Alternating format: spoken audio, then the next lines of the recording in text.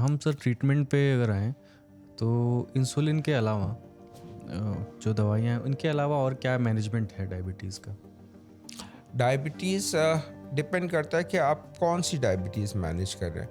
अगर type 1 diabetic है जिसमें जेनेटिक कॉम्पोजिशन है, जिसके के बारे में मैंने बताया, ऑटो एंटीबॉडीज़ होते हैं इंसुलिन के खिलाफ, उसमें सिर्फ और सिर्फ इंसुलिन ही माध्यम है।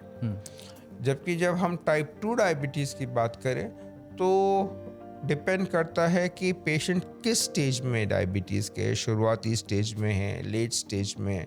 लेट मीन्स उसके कितने अंग इन्वॉल्व हो गए हैं, कितने समय से वो डायबिटिक है। इन फैक्टर्स को ध्यान में रखते हुए या तो हम टैबलेट लिखते हैं या इंसुलिन लिखते हैं या combination of tablet and insulin लिखते हैं।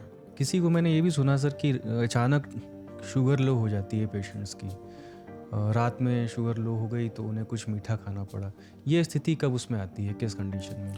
जब भी दवाई रेगुलेट ना की जाए, चाहे वो इंसुलिन हो या टैबलेट्स हो, अगर वो रेगुलेटेड तरीके से नहीं दी जाए तो ये हाइपोग्लाइसीमिया के चांसेस, इस कंडीशन को हम हाइपोग्लाइसीमिया कहते हैं, इसके चांसेस बढ़ जाते हैं। जो कॉमन कारण है हाइपोग्लाइसीमिया का वो है खाना स्किप कर जाना। दवाई तो अच्छा। आपने टाइम पे ले ली बट खाना खाया नहीं। खाना टाइम पे नहीं खाना, लेट खाना।